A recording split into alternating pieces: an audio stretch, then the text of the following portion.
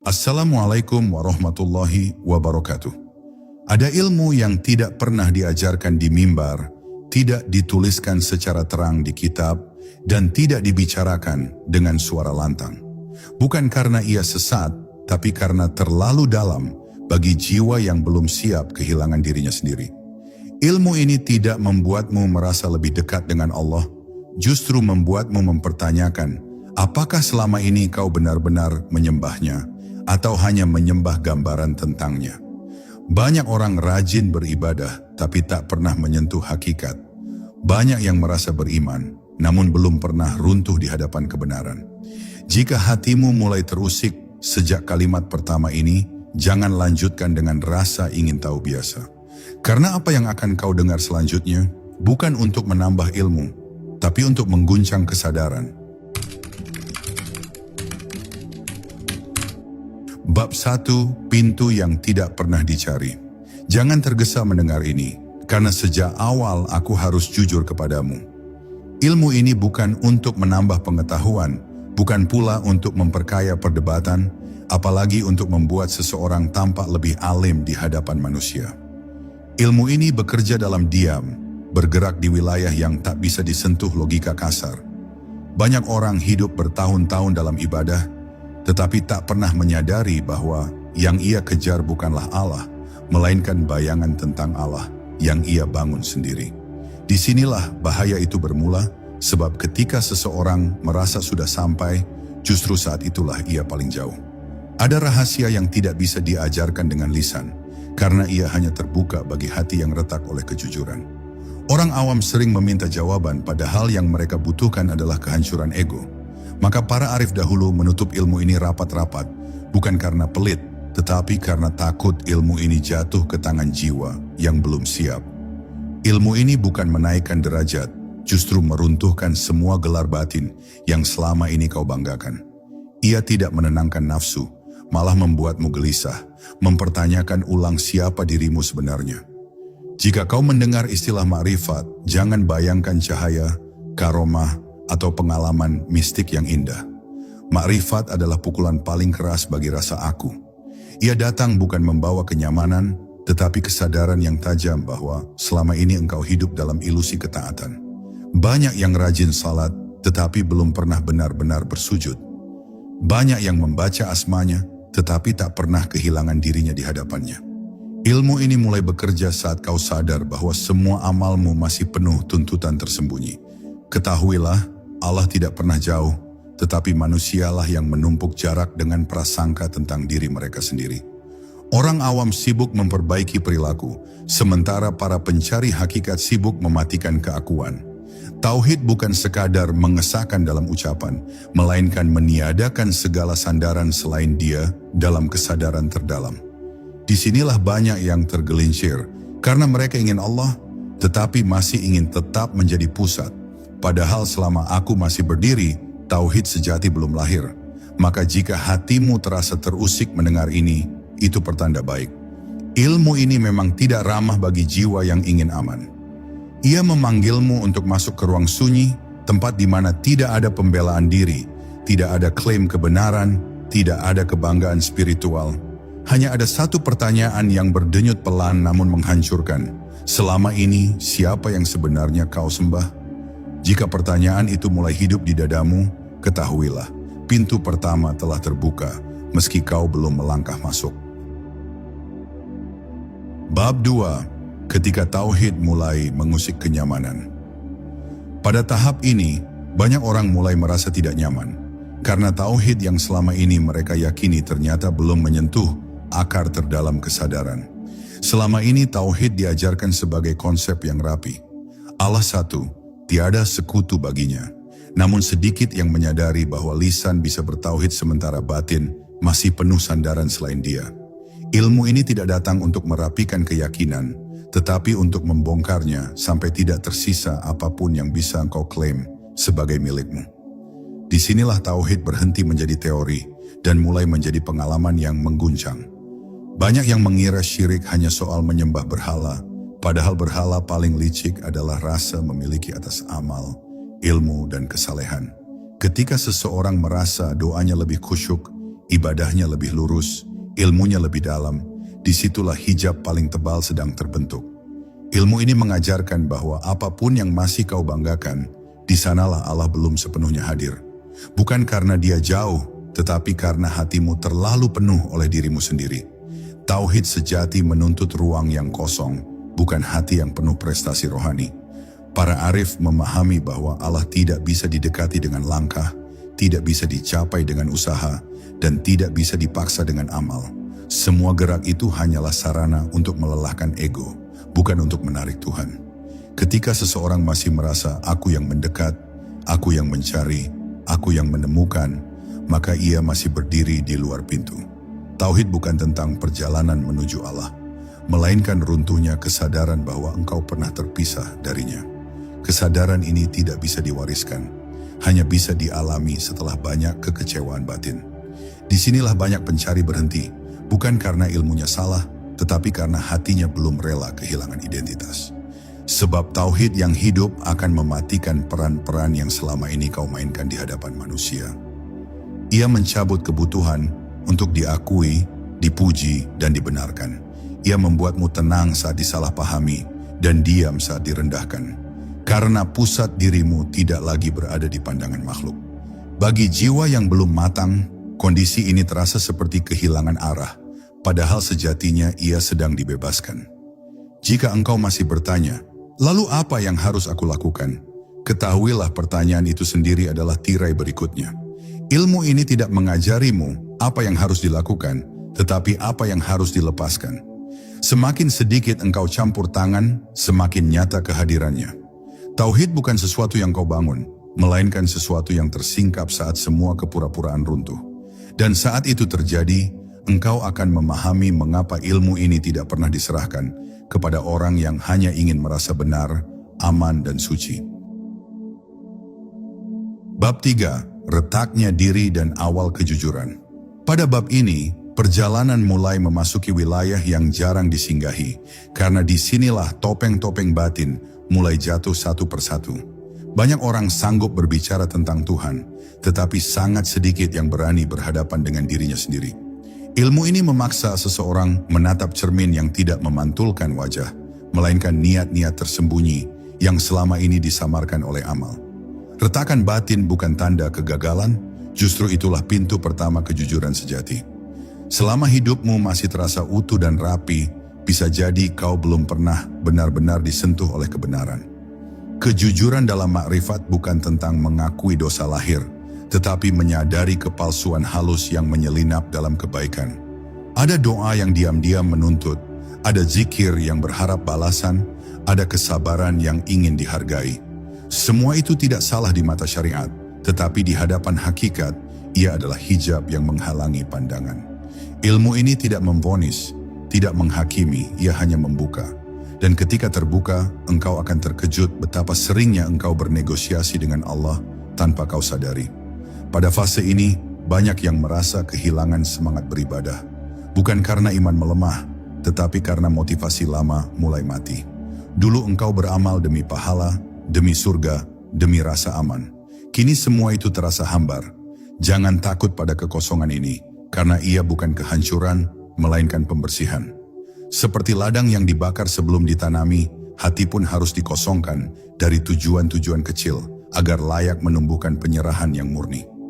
Inilah tahap yang paling sering disalahpahami sebagai kemunduran spiritual. Para arif mengatakan, sebelum mengenal Allah, seseorang harus tersesat dari dirinya sendiri. Tersesat dari klaim, aku beriman, aku ikhlas, aku sudah paham. Selama identitas itu masih kokoh, engkau belum siap menerima apapun yang sejati. Ilmu ini bekerja dengan cara membingungkan pikiran, melelahkan logika, dan membuatmu diam tanpa pegangan. Dalam diam itulah, sesuatu yang lebih dalam mulai bernafas pelan, tanpa nama, tanpa bentuk, tanpa perlu pembuktian. Jika hari-harimu mulai dipenuhi pertanyaan yang tidak bisa dijawab oleh kitab maupun guru, jangan buru-buru mencari pelarian. Duduklah bersama kegelisahan itu, karena di sanalah engkau sedang diajar langsung oleh kehidupan. Ilmu ini tidak datang melalui kalimat indah, tetapi melalui runtuhnya kepastian palsu. Dan saat engkau tidak lagi berani mengklaim apapun tentang dirimu di hadapan Allah, disitulah kejujuran pertama lahir. Bukan kejujuran kepada manusia, tetapi kejujuran eksistensial yang hanya bisa dirasakan, bukan diucapkan. Bab 4. Diam yang lebih fasih dari 1000 zikir. Pada titik ini, pencarian mulai kehilangan suaranya. Kata-kata yang dulu terasa kuat kini terdengar kosong, seolah tidak lagi mampu menjangkau apa yang sedang bergerak di dalam batin. Banyak yang panik ketika doa tak lagi mengalir seperti biasa, zikir terasa kering, dan ibadah seakan kehilangan rasa. Padahal justru disinilah proses terdalam sedang berlangsung. Ilmu ini tidak selalu hadir dalam rasa hangat atau getaran spiritual. Terkadang ia datang sebagai sunyi yang panjang, sunyi yang memaksa seseorang berhenti bersandar pada ekspresi lahiriah. Diam yang dimaksud bukan sekadar tidak berbicara, tetapi berhentinya dorongan untuk menjelaskan diri di hadapan Allah. Sebelumnya engkau terbiasa membawa daftar alasan, harapan, dan keluhan. Kini semua itu satu persatu luruh, bukan karena terjawab, tetapi karena tak lagi relevan. Dalam diam ini, engkau mulai merasakan bahwa Allah tidak menunggu penjelasanmu, tidak menuntut performamu, dan tidak membutuhkan pembuktian kesalehanmu. Kesadaran ini pelan-pelan melunakkan batin yang selama ini tegang oleh tuntutan menjadi baik. Banyak orang mengira kedekatan dengan Allah harus selalu ditandai dengan rasa manis. Padahal para arif justru mengenali kehadirannya melalui hilangnya sensasi. Ketika engkau tidak lagi sibuk merasakan, menilai, atau mengukur keadaan ruhani, disitulah hati mulai jujur dalam kepasrahan. Diam ini bukan kehampaan, melainkan ruang yang luas, tempat ego tidak lagi berisi. Dan hanya dalam ruang seperti inilah, tauhid bisa bernafas tanpa gangguan keinginan tersembunyi. Pada fase ini, engkau mungkin merasa jauh dari manusia, bukan karena sombong, tetapi karena percakapan biasa tak lagi menyentuh kedalamanmu. Dunia tetap berjalan, tawa tetap ada, tetapi di dalam dirimu muncul jarak yang hening. Jangan salah menafsirkan ini sebagai keterasingan, sebab sesungguhnya engkau sedang belajar hadir tanpa bergantung. Ilmu ini tidak memisahkanmu dari kehidupan, ia hanya memutus ketergantungan batin terhadap penilaian dan validasi makhluk. Jika engkau mampu bertahan dalam diam ini tanpa tergesa mencari pengganti, maka sesuatu yang halus akan tumbuh dengan sendirinya. Bukan pengetahuan baru, bukan pengalaman luar biasa, melainkan ketenangan yang tidak meminta alasan. Dalam ketenangan itu, engkau tidak lagi sibuk bertanya di mana Allah, karena pertanyaan itu sendiri telah gugur. Dan di saat itulah, tanpa pengumuman dan tanpa tanda, engkau mulai memahami mengapa para arif lebih memilih diam. Sebab ada kebenaran yang hancur begitu ia diucapkan. Bab 5. Saat aku tidak lagi menjadi pusat. Di bab ini, sesuatu yang sangat halus mulai bergeser, hampir tak terasa, namun dampaknya mengguncang seluruh cara pandangmu. Selama ini aku selalu berdiri di tengah, mengatur makna, menilai kejadian, dan menentukan arah. Bahkan dalam ibadah paling khusyuk sekalipun, aku masih menjadi pelaku utama yang merasa berbuat, mendekat, dan memilih. Ilmu ini perlahan menyingkap kenyataan pahit namun membebaskan, bahwa selama aku masih menjadi pusat, Allah hanya akan hadir sebagai objek. Dan tauhid sejati tidak pernah mengizinkan Tuhan menjadi objek kesadaran. Ketika pusat itu mulai runtuh, engkau tidak serta-merta menjadi orang suci atau bijak. Justru sebaliknya, engkau mungkin merasa lebih rapuh dari sebelumnya. Tidak ada lagi pegangan identitas spiritual yang bisa dibanggakan. Tidak ada perasaan istimewa karena merasa telah sampai. Yang tersisa hanyalah kesadaran polos bahwa segala sesuatu bergerak tanpa perlu persetujuanmu. Pada saat itulah, kehendak pribadi mulai melemah, bukan karena dipaksa, tetapi karena ia kehilangan klaim untuk mengatur segalanya. Banyak orang takut kehilangan aku karena mengira tanpa itu mereka akan menjadi kosong dan tidak berarti. Padahal yang sebenarnya terjadi adalah kebebasan dari beban menjadi seseorang. Ketika engkau tidak lagi sibuk menjaga citra batin, engkau bisa hadir sepenuhnya dalam setiap keadaan, tanpa perlu menempelkan label spiritual atau duniawi. Ilmu ini tidak membuatmu melayang, justru membumikanmu dalam penerimaan yang utuh. Segala yang datang diterima, bukan karena pasrah yang lemah, tetapi karena tidak ada lagi yang menolak. Pada fase ini, amal tidak lagi terasa sebagai kewajiban berat dan dosa tidak lagi menjadi drama panjang. Segalanya ditempatkan secara jujur dan proporsional. Engkau berbuat baik tanpa merasa lebih, dan ketika tergelincir engkau kembali tanpa kebencian pada diri sendiri. Inilah tanda bahwa pusat telah bergeser. Bukan berarti nafsu hilang, tetapi ia tidak lagi memegang kendali. Yang memimpin kini bukan dorongan, bukan ketakutan, bukan harapan, melainkan kesadaran yang tenang. Jika engkau sampai di titik ini, jangan pernah merasa telah mencapai sesuatu. Perasaan sampai adalah undangan paling halus bagi kembalinya ego dengan wajah baru. Ilmu ini tidak mengenal garis akhir, ia hanya mengenal peluruhan yang terus-menerus. Semakin aku memudar, semakin ringan hidup terasa. Dan disitulah engkau mulai mengerti bahwa selama ini yang menghalangi cahaya bukan dosa besar, melainkan rasa diri yang terlalu ingin ada. Bab 6. Kehendak yang larut dalam kehendaknya.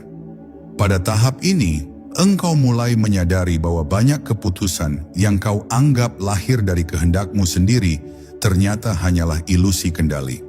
Ilmu ini membuka mata batin bahwa hidup tidak pernah benar-benar berada di tangan aku, sejak awal hingga akhir. Kesadaran ini tidak datang sebagai konsep fatalistik, melainkan sebagai ketundukan yang lembut. Bukan menyerah karena kalah, tetapi karena akhirnya melihat bahwa tidak ada yang perlu dipertahankan. Ketika kehendak pribadi melembut, sesuatu yang lebih luas mulai mengalir tanpa hambatan. Banyak orang salah paham, mengira larutnya kehendak berarti pasif dan berhenti berusaha. Padahal justru sebaliknya, tindakan tetap terjadi, langkah tetap diambil, tetapi tanpa beban kepemilikan hasil. Engkau bekerja tanpa kecemasan berlebihan, berdoa tanpa tuntutan tersembunyi, dan bergerak tanpa dorongan untuk mengendalikan arah semesta. Inilah amal yang tidak melelahkan karena tidak lagi ditopang oleh ambisi batin. Yang bekerja bukan lagi rasa harus, melainkan keselarasan yang tenang. Dalam kondisi ini, engkau mulai melihat hikmah bahkan dalam hal-hal yang dulu kau sebut kegagalan. Bukan karena semuanya terasa indah, tetapi karena perlawanan batin telah surut. Tidak semua luka harus dipahami, tidak semua peristiwa harus dimenangkan.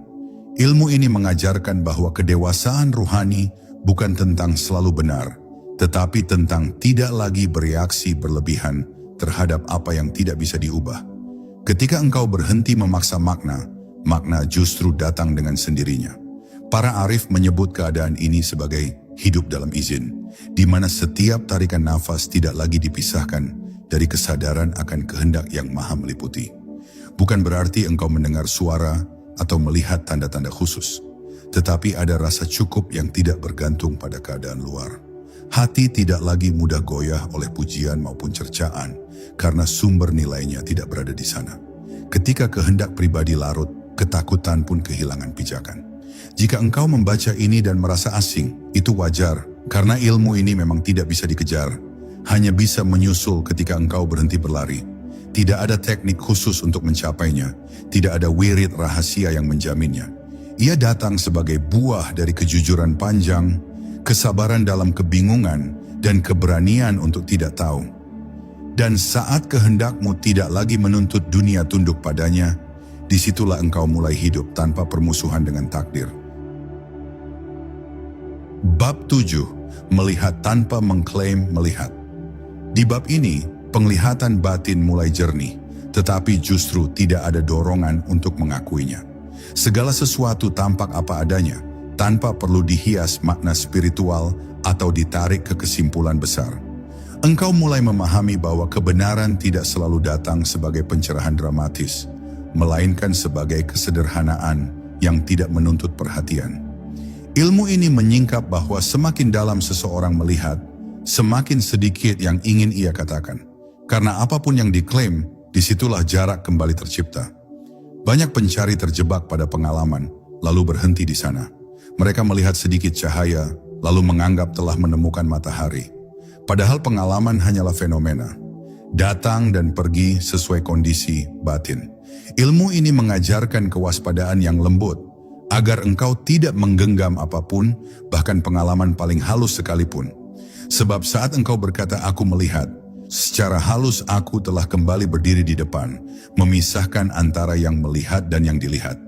Pada tahap ini, engkau mulai memahami mengapa para arif tidak tergesa mengajarkan apa yang mereka alami. Bukan karena takut disalahpahami, tetapi karena mereka sadar bahwa pemahaman tidak bisa dipindahkan begitu saja. Kata-kata hanya akan membangun gambaran, bukan kesadaran. Dan gambaran seringkali lebih menghalangi daripada membantu. Maka ilmu ini diwariskan melalui kehadiran, melalui sikap, melalui cara seseorang diam dan bertindak di tengah dunia. Engkau pun mulai hidup dengan kewaspadaan yang tidak tegang. Setiap lintasan hati diperhatikan tanpa dihakimi. Setiap reaksi muncul lalu dibiarkan mereda. Tidak ada lagi upaya untuk menjadi suci, karena upaya itu sendiri adalah bentuk keinginan yang halus. Kesadaran berjalan mendahului penilaian, dan disitulah kebebasan terasa nyata. Engkau tidak lagi sibuk mengoreksi diri, karena yang perlu dikoreksi telah kehilangan pusatnya. Jika sampai di sini engkau masih bertanya, apakah ini makrifat? Maka ketahuilah pertanyaan itu menandakan engkau masih berada di tepi. Ilmu ini tidak memberi label, tidak menawarkan kepastian yang bisa dipamerkan. Ia hanya meninggalkan kejernihan yang tenang, tanpa klaim, tanpa cerita.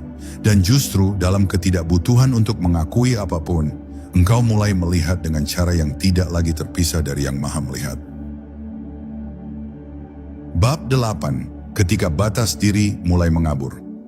Pada tahap ini, pemisahan yang dulu terasa begitu nyata mulai melemah tanpa perlu diserang. Engkau tidak lagi sibuk memikirkan siapa dirimu dan siapa selain dirimu, karena batas itu perlahan mengabur dengan sendirinya. Bukan dalam arti engkau kehilangan kesadaran sebagai manusia, tetapi engkau tidak lagi mengikatkan makna pada peran dan identitas. Ilmu ini menyingkap bahwa sebagian besar penderitaan lahir bukan dari keadaan, melainkan dari garis-garis imajiner yang kita pertahankan dengan keras kepala. Hubungan dengan manusia pun mulai berubah. Engkau mendengar tanpa ingin menang, berbicara tanpa ingin menguasai, dan hadir tanpa dorongan untuk mengesankan. Bukan karena engkau lebih bijak, tetapi karena tidak ada lagi pusat yang perlu dilindungi. Ketika batas diri melemah, empati tumbuh tanpa dipaksakan. Engkau tidak harus memahami semua orang, cukup berhenti memenjarakan mereka dalam penilaian. Disitulah kasih muncul, bukan sebagai emosi tetapi sebagai sikap batin yang luas. Ilmu ini membuatmu melihat bahwa kebaikan dan keburukan seringkali hanyalah sudut pandang yang lahir dari keterikatan. Ketika keterikatan itu mengendur, reaksi batin pun ikut melunak. Bukan berarti engkau membenarkan segalanya, tetapi engkau tidak lagi bereaksi dari luka lama. Kejernihan ini membuat tindakanmu lebih tepat, meski kadang tidak sesuai harapan orang lain. Dan anehnya, semakin engkau tidak berusaha menjadi apa-apa, semakin tepat engkau berada di tempatmu. Pada fase ini, doa pun berubah bentuk. Ia tidak lagi selalu berupa permintaan, tetapi hadir sebagai kesadaran yang menyertai setiap keadaan. Engkau tidak lagi sibuk meminta dunia berubah, melainkan belajar hadir sepenuhnya dalam apa yang sedang terjadi. Doa dan hidup tidak lagi terpisah. Setiap nafas menjadi pengakuan sunyi bahwa tidak ada satu momen pun yang berdiri sendiri. Semuanya terhubung dalam kehendak yang tidak bisa dijangkau pikiran. Jika engkau merasa bab ini sulit dipahami, jangan memaksakan pengertian. Ilmu ini tidak meminta untuk dimengerti, hanya untuk tidak ditolak. Biarkan ia bekerja perlahan, mengikis batas-batas yang selama ini kau anggap mutlak. Karena ketika batas itu cukup mengendur, engkau akan menyadari bahwa yang selama ini kau cari di luar, ternyata tidak pernah berada dimanapun selain di dalam kesadaran yang sedang membaca ini. Bab 9. Hidup tanpa beban menjadi seseorang. Pada tahap ini, hidup terasa jauh lebih sederhana. Bukan karena masalah menghilang, tetapi karena beban batin untuk menjadi seseorang telah runtuh. Engkau tidak lagi hidup untuk mempertahankan citra, membela pandangan, atau membuktikan kedalamanmu. Ilmu ini menyingkap bahwa sebagian besar kelelahan manusia bukan berasal dari pekerjaan atau ujian hidup, melainkan dari usaha terus-menerus menjaga identitas. Ketika identitas itu mengendur, hidup berjalan apa adanya, tanpa drama batin yang berlebihan. Engkau mulai menyadari bahwa keheningan tidak selalu harus dicari di tempat sunyi. Ia bisa hadir di tengah keramaian, dalam percakapan biasa, bahkan dalam konflik. Bukan karena situasi berubah, tetapi karena engkau tidak lagi larut sepenuhnya ke dalamnya. Ada jarak yang sehat antara kesadaran dan peristiwa. Jarak inilah yang memberi ruang bagi kebijaksanaan spontan, bukan hasil perhitungan panjang, tetapi muncul dari kejernihan yang tidak terikat. Pada fase ini, engkau tidak lagi mudah terluka oleh kata-kata, karena yang biasanya tersinggung telah kehilangan kekuatan. Pujian dan celaan lewat seperti angin, terasa namun tidak menetap. Bukan karena kebal, tetapi karena tidak ada lagi pusat yang menuntut perlindungan. Ilmu ini tidak membuatmu dingin, justru membuatmu lebih hangat, karena engkau hadir tanpa agenda tersembunyi. Ketulusan tumbuh bukan sebagai niat, tetapi sebagai keadaan alami. Hubunganmu dengan Allah pun menjadi sangat sederhana, hampir tanpa narasi. Tidak banyak lagi cerita tentang naik turun iman, tentang dekat dan jauh. Yang ada hanyalah kesadaran yang stabil bahwa hidup ini sepenuhnya berada dalam genggamannya. Tidak ada lagi tuntutan untuk merasa spiritual, karena rasa itu datang dan pergi. Yang bertahan hanyalah penerimaan yang jujur, bahkan terhadap ketidaksempurnaan diri. Jika engkau membaca ini dan merasa tidak ada yang istimewa, justru itulah keistimewaannya. Ilmu ini tidak mengantarkanmu menjadi tokoh, guru, atau sosok yang dikagumi. Ia mengembalikanmu menjadi manusia biasa tanpa beban berlebih. Dan disitulah rahasianya, karena ketika engkau tidak lagi sibuk menjadi apapun, hidup mulai berjalan dengan ringan, seolah-olah baru sekarang engkau benar-benar hadir. Bab 10. Kembali ke dunia tanpa kembali menjadi lama. Di bab terakhir ini, perjalanan tidak berakhir, justru ia menyatu dengan kehidupan sehari-hari tanpa tanda khusus. Engkau kembali menjalani peran, bekerja, berinteraksi, dan menghadapi dinamika dunia seperti manusia lainnya. Namun ada sesuatu yang tidak pernah kembali seperti dulu. Cara engkau hadir telah berubah meski sulit dijelaskan. Ilmu ini tidak mengeluarkanmu dari dunia, tetapi mengeluarkan dunia dari cengkeraman batinmu. Engkau berada di tengah kehidupan tanpa lagi terperangkap di dalamnya. Engkau tidak merasa perlu membagikan apa yang telah dilalui, karena tidak ada dorongan untuk meyakinkan siapapun. Bahkan engkau memahami mengapa ilmu ini tidak diajarkan kepada orang awam, bukan karena mereka rendah, tetapi karena setiap jiwa memiliki waktunya sendiri. Memberi sebelum waktunya hanya akan menambah kebingungan dan melahirkan kesombongan baru. Maka engkau memilih diam bukan karena menyimpan rahasia, tetapi karena menghormati proses yang tidak bisa dipercepat. Pada tahap ini, ibadah menjadi sangat bersahaja. Tidak ada lagi pencarian rasa, tidak ada lagi tuntutan hasil. Salat adalah salat, doa adalah doa, hidup adalah hidup. Semua berlangsung tanpa beban tambahan. Justru dalam kesederhanaan, itulah kehadiran terasa utuh. Engkau tidak lagi sibuk menilai dirimu kurang atau lebih, karena ukuran itu telah runtuh sejak lama.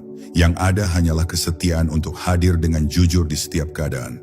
Engkau pun mulai melihat bahwa ujian terbesar bukanlah penderitaan, melainkan ketika segalanya berjalan baik. Di sanalah ego paling mudah kembali dengan wajah baru yang lebih halus. Ilmu ini tidak membuatmu kebal dari kelalaian, tetapi memberimu kewaspadaan tanpa ketegangan.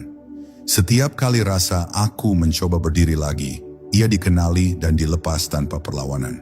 Tidak ada perang batin, hanya pengakuan sunyi bahwa semua datang dan pergi.